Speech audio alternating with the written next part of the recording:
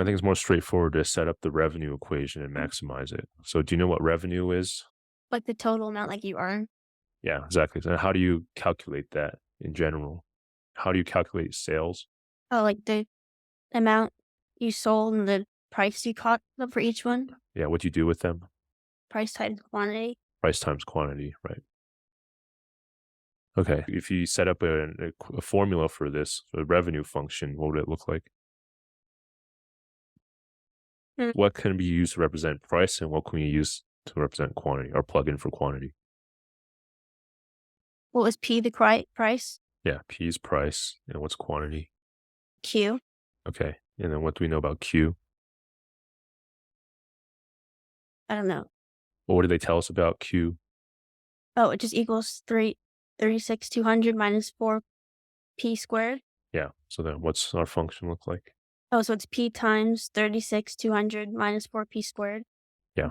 Okay. So we have a revenue function with price as the input. So whatever price we want to set, this will tell us what the revenue is with that price. Okay. So then what do we do with this? You times the P. So it's 36,200P minus 4P to the third. Okay. And what's next? Um, then do you move the 36,200P over? We were trying to maximize it, right? Okay, yeah. Figure out where the maximum revenue is. So how do we do that? Equal to zero. What is equal to zero? This function, or not Well, function, you just found. if this function is good, then we'll figure out what price will give you zero revenue. Do you remember what a critical point means? Yeah, it's the the first derivative equal to zero. Yeah, exactly. Okay, so then what do we set up here? Oh, you have to find the derivative and then put that equal to zero. Yeah, because that's what tells you the critical points, Oh, right? so it's negative 12 to the second, negative 12 p Okay. second plus 36,200.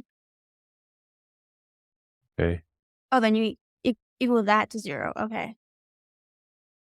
And you find p. Okay. Negative 12p squared equals negative 36,200.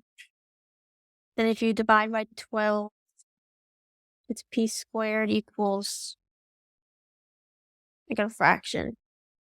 I got 9050 over 3.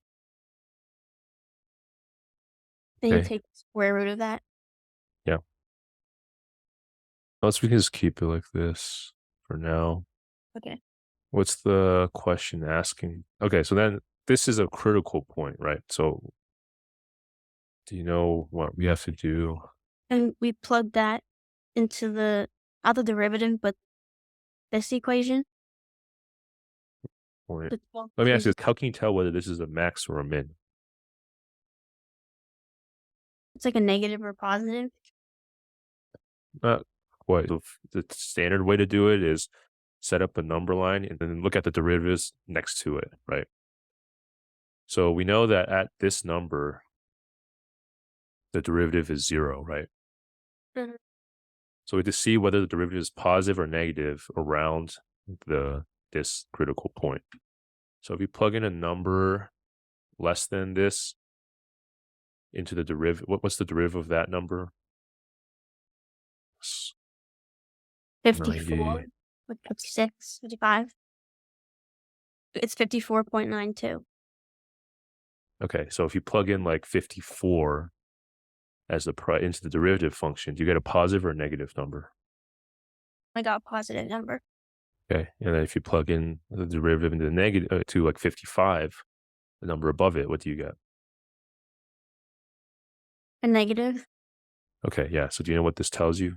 So we know that the derivative is positive to the left of this, right? So what does that tell you about the revenue function, the original function, if the derivative is positive? Increasing. Yeah, it's increasing. And then since it's negative, what does that tell you? It's decreasing. Right. So then the function looks like this at the critical point. So then that confirms that it's a relative maximum. Does that make sense? Mhm. Okay. Does that make sense? Yeah. So then we can answer the question because in this case, we can just assume that this will be the absolute max. in that interval. So then how do we answer the question? Plug that number into something. Yeah, into where? The first equation. Yeah, because it's asking for Q, right? Okay, so if you plug that in, what do you get? You got 24,133.3.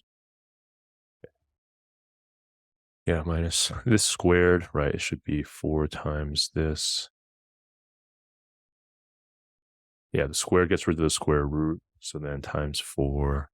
I think this 4 times this was 36,200 over, okay, this over 3. So it should be 2/3 of that.